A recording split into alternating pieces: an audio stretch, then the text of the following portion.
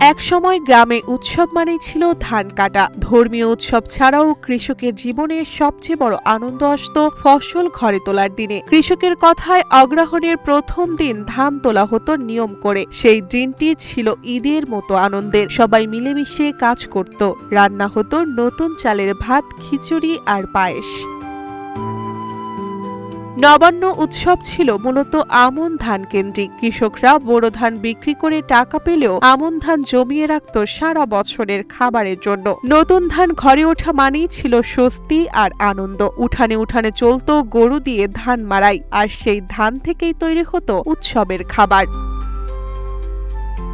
নবান্ন মানেই শুধু খাওয়া নয়, এর সঙ্গে জড়িয়ে ছিল আত্মীয়তা আর সম্পর্ক। এই সময় জামাই আদরের ধুম পড়ত, মেয়েরা স্বামীর সঙ্গে বাবার বাড়িতে আসত। গ্রামে তখন অভাব ছিল না, সবাই ছিল হাসি খুশি। অগ্রহণের শেষ দিকে বসত গ্রামীণ মেলা। দক্ষিণাঞ্চলে ঘোড়া দৌড় আর উত্তরের মাটি আর পিতলের জিনিস ছিল আকর্ষণ। বিদ্যুৎ না থাকায় মানুষ কিনত কুপি বাতি। সেই মেলায় ছিল আনন্দের উৎসব। শীত নামতেই শুরু হতো যাত্রাপালা। গ্রামের মাঠ বা বড় উঠানে বসত যাত্রার আসর। ভবিষ্যৎ হোক নিরাপদ, বিনিয়োগ হোক বিশ্বস্ত, আর আমার পছন্দ সল্ট বে। ওয়েলকাম টু সল্ট বে।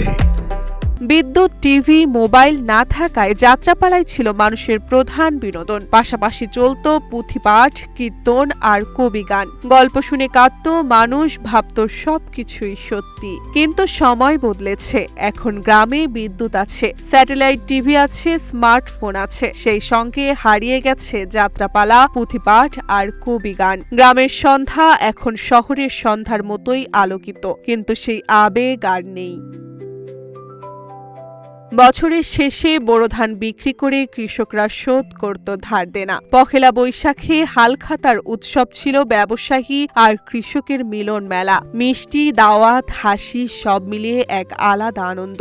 আজ তা প্রায় নেই বললেই চলে। বিশেষজ্ঞরা বলছেন আধুনিকতা আর প্রযুক্তির কারণে এসব পরিবর্তন স্বাভাবিক। তবে নবান্ন বা মেলার মতো উৎসব এখনো মানুষকে এক করতে পারে। নতুনভাবে আয়োজন করলে পুরনো ঐতিহ্য আবার ফিরিয়ে আনা সম্ভব। সব মিলিয়ে বলা যায় গ্রামীণ উৎসব পুরোপুরি হারায়নি, তবে আগের মতো জাঁকজমক আর প্রাণচঞ্চল নেই। তবু স্মৃতির ভেতর সেই সোনালী দিনগুলো এখনো বেঁচে আছে। নিউজ ডেস্ক, রূপালী বাংলাদেশ।